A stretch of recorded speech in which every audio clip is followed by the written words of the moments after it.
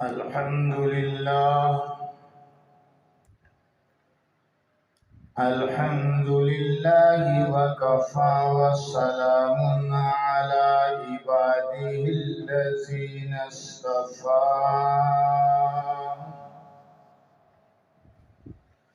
خصوصا على سيد الرسل وخاتم الأنبياء.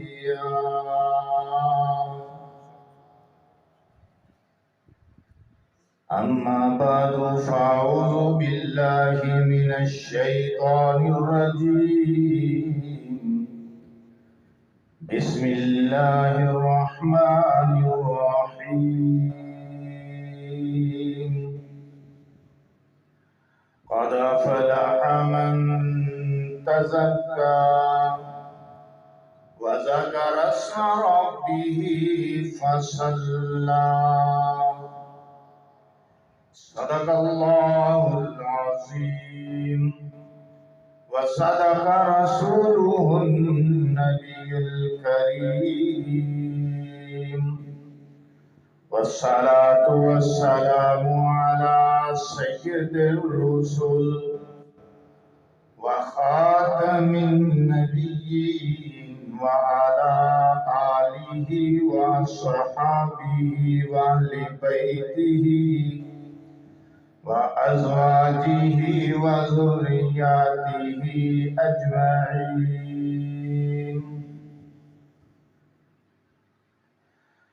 وہ شاخ گل پہ زمزموں کی دھن تراشتے رہے. وہ شاخ گل پہ زمزموں کی دھن تراشتے رہے اور نشے منوں سے بجلیوں کا کارواں گزر گیا. قدم قدم پہ رحمتیں، نفس نفس پہ برکتیں، جہاں جہاں سے وہ شفیع آسیاں گزر گیا. جہاں نظر نہیں گئی وہاں ہے رات آج تک. جہاں نظر نہیں گئی وہاں ہے رات آج تک. وہیں وہیں سحر ہوئی جہاں جہاں گزر گیا. یا ربی صلی وسلم دائما ابدا علی حبیبک خیر الخلق کلہم. وهو الحبیب الذی ترجى شفاعته لكل حول من الأحوال مقتحم. اللهم صل على محمد وعلى آل محمد كما صليت على إبراهيم وعلى آل إبراهيم إنك حميد مجيد. اللهم بارك على محمد وعلى آل محمد كما باركت على إبراهيم وعلى آل إبراهيم إنك حميد مجيد. سامعین محترم، یکم شوال المکرم 1443 ہجری،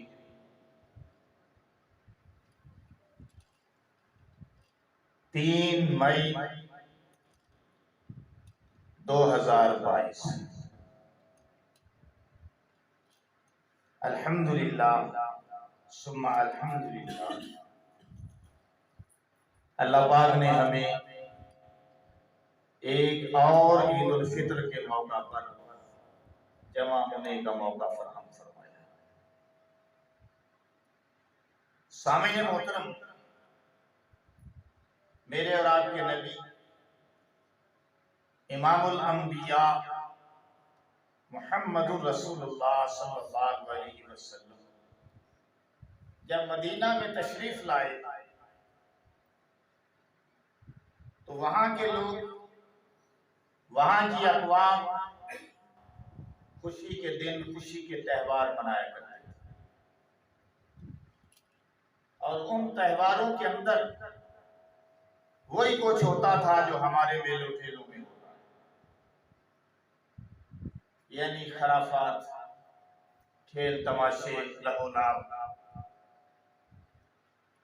حضور علیہ السلام نے دریافت فرمایا، ان سے پوچھا کہ یہ تم کیسے تہوار مناتے ہو، کیا تہوار ہیں، ان کی حیثیت کیا ہے؟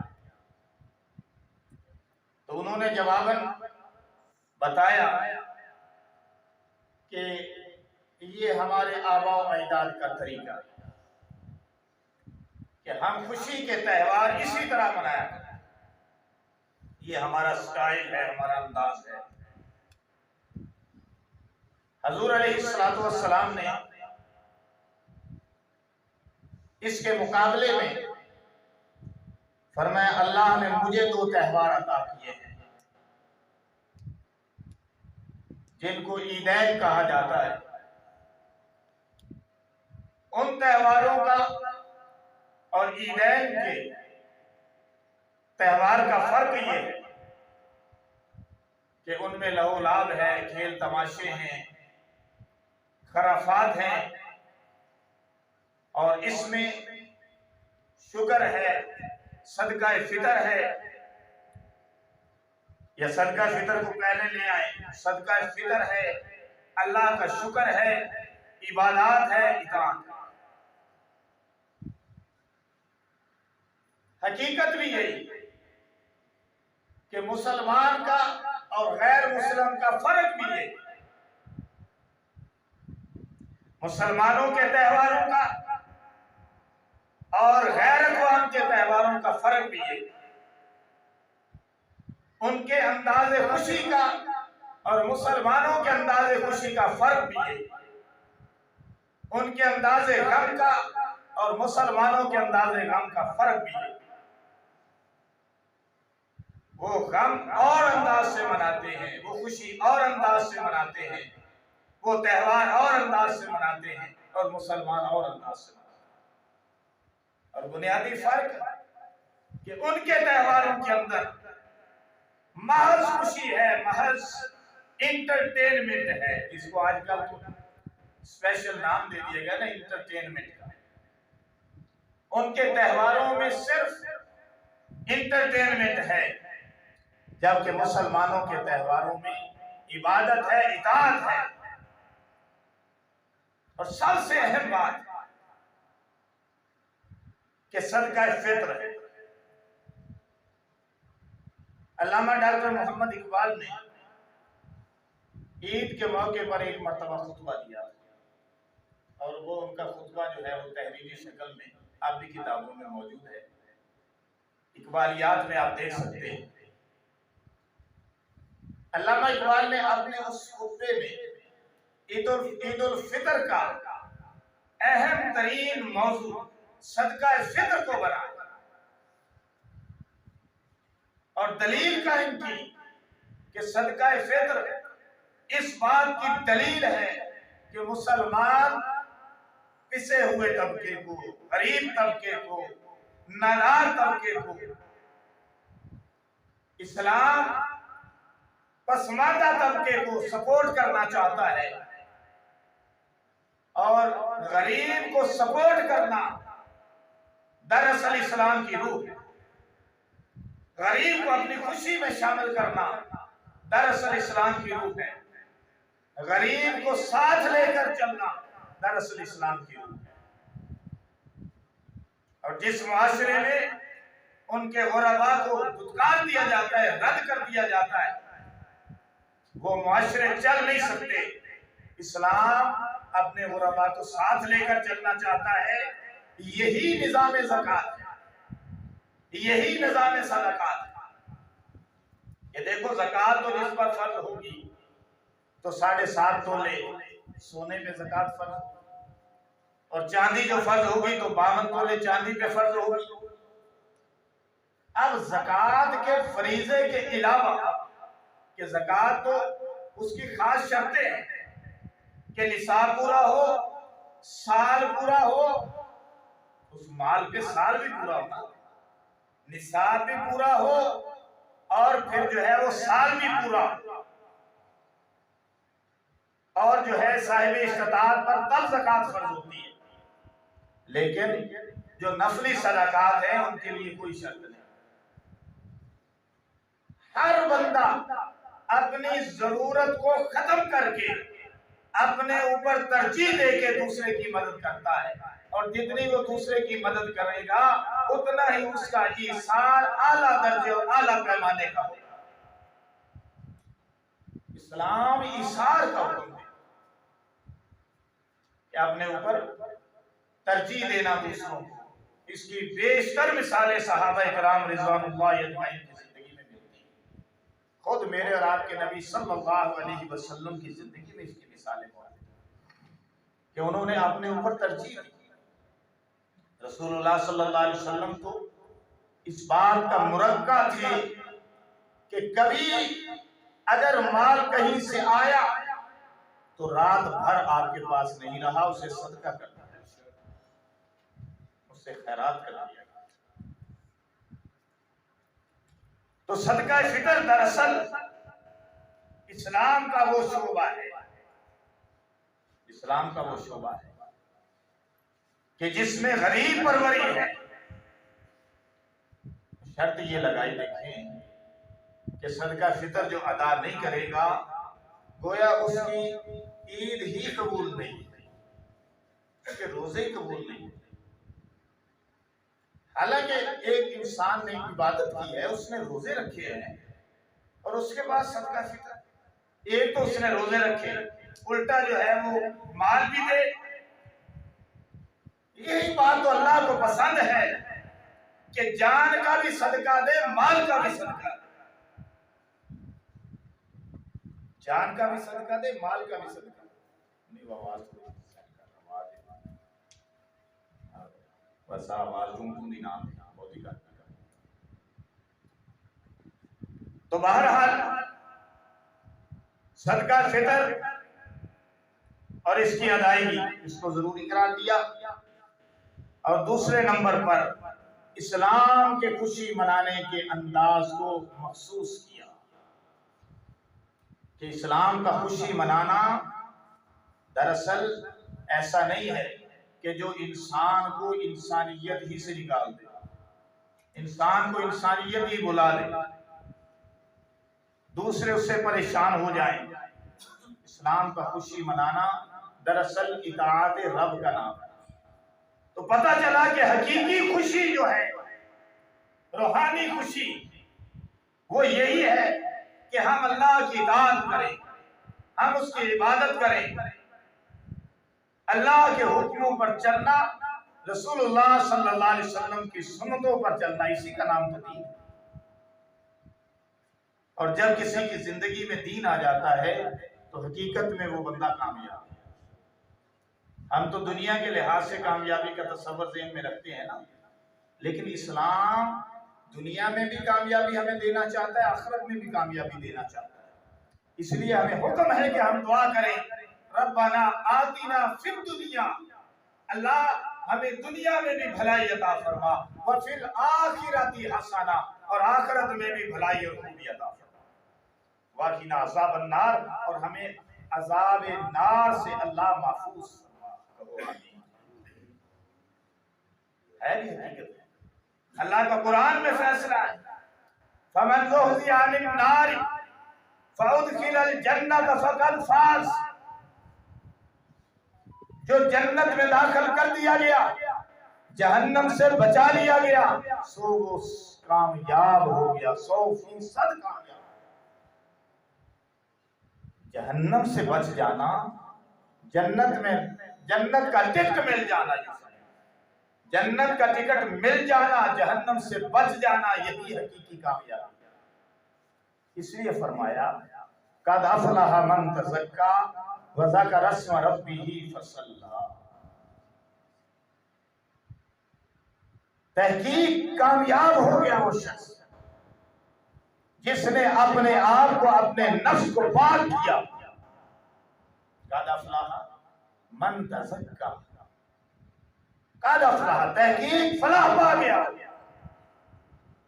کس نے اپنے نفس کو پاک کیا؟ کس چیز سے پاک کیا؟ پانی سے پاک کیا کہ کسی دوائی سے پاک کیا؟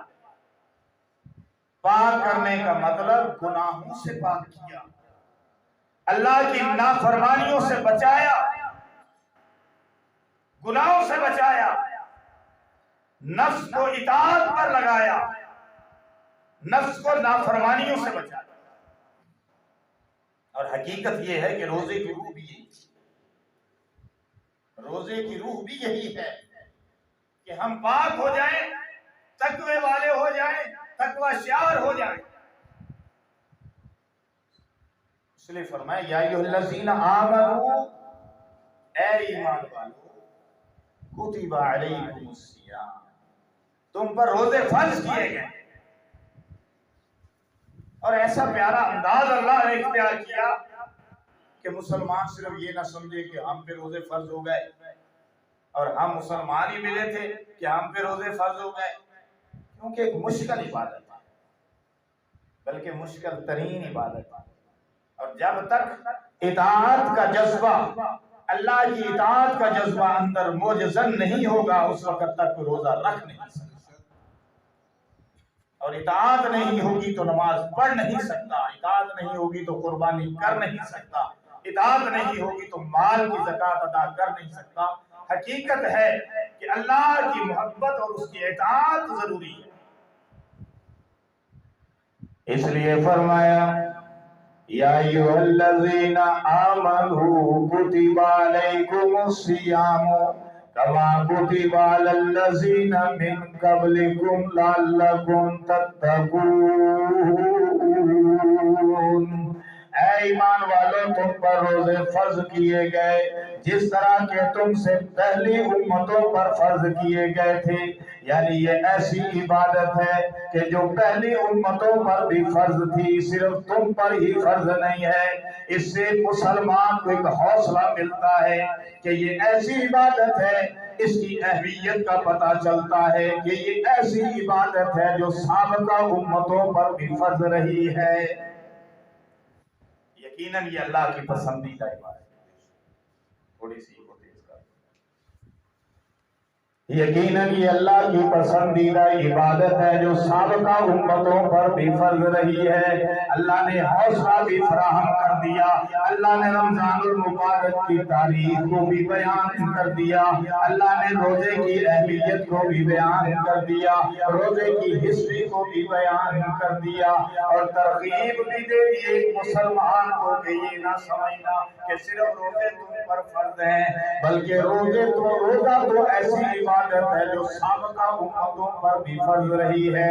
اور مقصد صرف یہ ہے، تمہیں بھوکا رکھنا مقصد نہیں، تمہیں پیاسا رکھنا مقصد نہیں، تمہیں تکلیف دینا مقصد نہیں ہے، اور تمہیں پریشان کرنا مقصد نہیں۔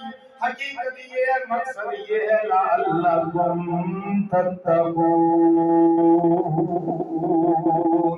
مقصد یہ ہے کہ تم تقوی والے بن جاؤ، تم پرہیزگار بن جاؤ، تم تقوی شعار بن جاؤ، اطاعت گزار بن جاؤ، عبادت گزار بن جاؤ، اللہ کی مان کر چلنے والے بن جاؤ، شیطان کی مان کر چلنے والے نہ بننا، اللہ کی مان کر چلنے والے بن جاؤ۔ جب تم اللہ کی مان کر چلنے والے بن جاؤ گے تو یہ بات ہے کہ تم شکر گزار بن جاؤ گے، اور جو شکر گزار بن گیا اللہ دنیا میں بھی اس کی نعمتوں میں اضافہ کر دے گا، اور جنت بھی اس کو نعمتوں کی شکل میں ملے گی۔ مقصد یہ ہے کہ تقوی والا بن جائے انسان، اس لیے فرمایا کہ روزے تم پر فرض۔ تو روزے کا نتیجہ کہ ایک مہینہ اللہ کی اطاعت کے اندر گزارا ہے، ایک مہینہ بھوک اور پیاس کو برداشت کیا ہے، ایک مہینہ تنگی کو برداشت کیا ہے، مالی تنگی بھی تھی، جسمانی بھی تھی، تھوڑی بہت بیماریاں بھی تھی، مصروفیات بھی تھیں، ساری چیزوں کو چھوڑ کر، ساری چیزوں کو ایک طرف رکھ کر اللہ کی اطاعت گزاری میں رمضان المبارک گزارا ہے۔ فرمایا جن بندوں نے رمضان المبارک اس انداز سے گزارا، عبادات بھی کی، نوافل بھی پڑھے، اور جناب تہجدیں بھی ادا فرمائیں، اور پچھلی رات اٹھ کر مجھ کو چوری چوری انہوں نے پکارا بھی، جنہوں نے رمضان المبارک کو اس انداز سے گزارا ہے، افطاریاں بھی کرائیں، لوگوں کو کھلایا پلایا بھی، غریب پروری بھی کی، صدقات بھی دیے، زکاتیں بھی ادا کی، تو ان کے لیے آج میں نے ایسا دن رکھا ہے، ان کے لیے آج میں نے ایسا اہتمام کیا ہے۔ جس طرح کے کوئی حکومت والے، کوئی کسی محکمے والے اپنے ملازمین کو ایوارڈ دینے کے لیے، اپنے ملازمین کو انعام دینے کے لیے، اپنے ملازمین کا اکرام کرنے کے لیے، اپنے ملازمین کو جناب نوازنے کے لیے کسی تقریب کا اہتمام کرتے ہیں۔ آ جاؤ بھائی، سارے ملازمین آ جاؤ۔ کس لیے آ جائیں؟ اس لیے آ جاؤ کہ آج تمہیں ایوارڈ دیا جائے گا، آج تمہیں اسناد دی جائیں گی، آج تمہیں سرٹیفکیٹ دیے جائیں گے، آج تمہیں جناب ونر کپ دیے جائیں گے، آج تمہیں ٹرافیاں دی جائیں گی۔ آ جاؤ سارے اکٹھے ہو جاؤ۔ چنانچہ اہتمام کیا جاتا ہے، لوگوں کو بلایا جاتا ہے، ایک جلسہ منعقد کیا جاتا ہے، ایک تقریب منعقد کی جاتی ہے۔ اس تقریب کے اندر پھر جناب کارکردگی دکھانے والوں کو انعام ملتا ہے۔ ملتا ہے کہ کوئی؟ دنیا کا یہی رواج ہے اور یہی طریقہ ہے جناب، کارکردگی کے مطابق کارکردگی دکھانے والوں کو انعام دیے جاتے ہیں، ایوارڈ دیے جاتے ہیں، ٹرافیاں دی جاتی ہیں، کپ دیے جاتے ہیں۔ بالکل رمضان المبارک جنہوں نے اچھے انداز سے گزارا، اللہ نے یہ عید کا دن ان کے لیے تقریب کے طور پر مقرر فرمایا۔ کہو سبحان اللہ۔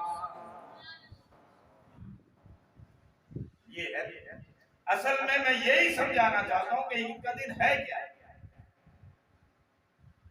اس لیے یہ اللہ نے تقریب مقرر کی ہے، اللہ بھئی اس کے احکامات کے مطابق کر تو رہے ہم ہی، لیکن حکم تو اس کا ہے، تو اس لیے اللہ نے یہ جلسہ منعقد کیا، اللہ نے یہ تقریب منعقد کی ہے کہ جس میں روزہ رکھنے والوں کو، اطاعت کرنے والوں کو، تلاوت کرنے والوں کو، اور جناب شب قدر کی تلاش کرنے والوں کو، اور تاج راتوں میں جاگنے والوں کو انعام دیے جائیں گے۔ انعام ہمیں نظر نہیں آتے، لیکن خدا کی قسم میرے اور آپ کے نبی محمد عربی صلی اللہ علیہ وسلم امام الانبیاء کا فرمان ہے کہ جب عید کا دن ہوتا ہے تو اللہ کے فرشتے نازل ہوتے ہیں، مسجدوں کے باہر جناب نمازیوں کو ویلکم ویلکم، خوش آمدید خوش آمدید کہہ رہے ہوتے ہیں۔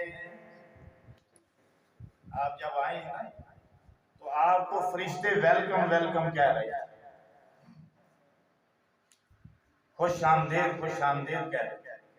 صرف مسجدوں کے باہر ہی نہیں بلکہ گلیوں کی نکڑوں پر بھی کھڑے ہوئے تھے، اور جناب گلیوں کے موڑوں پر بھی کھڑے ہوئے تھے، اور مسجدوں میں آنے والے کہ جو اپنے گھروں سے چلے اور تکبیر کہتے ہوئے چلے۔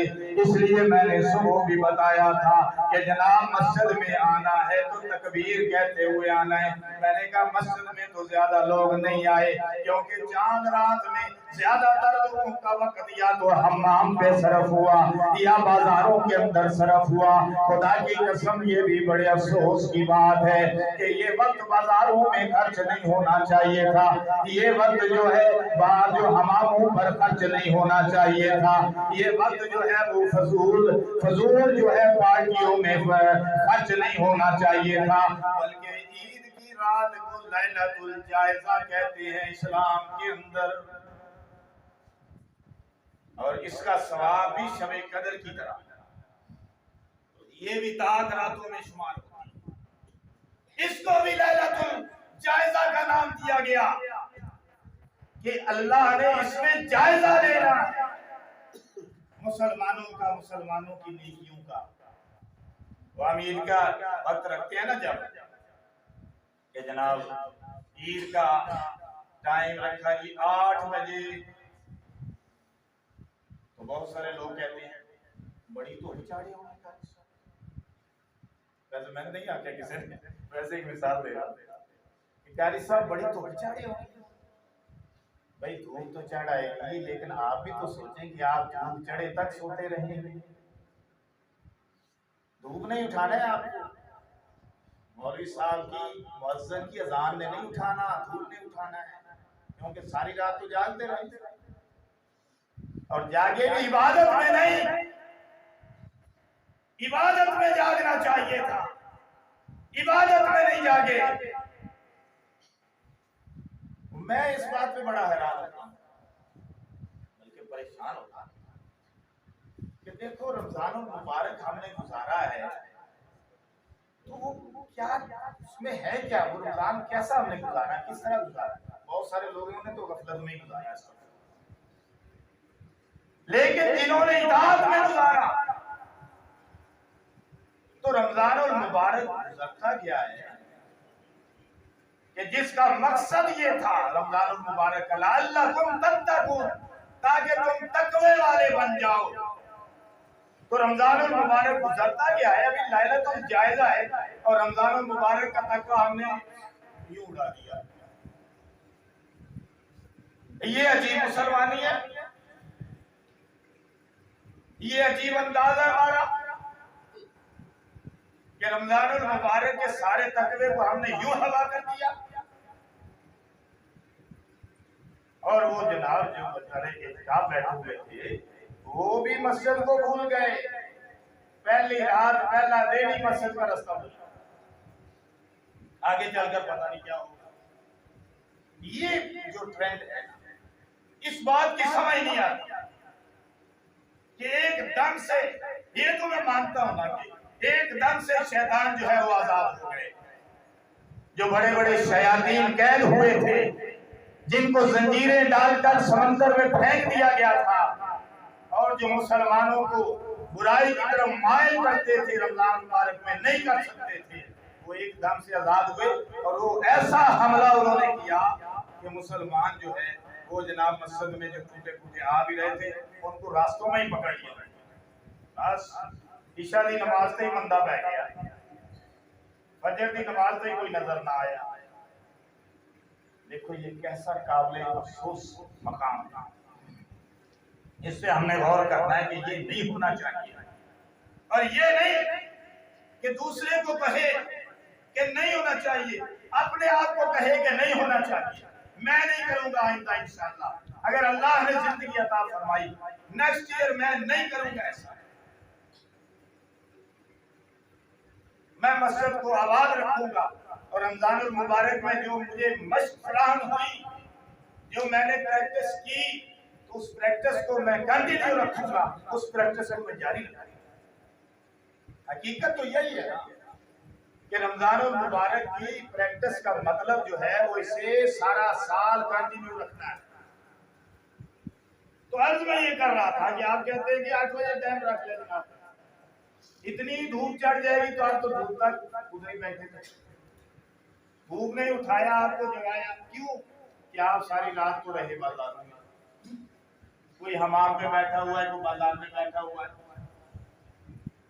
भाई हकीकत ये है कि मुसलमान जो है वही है जो सरे तस्लीम खम करना जानता है,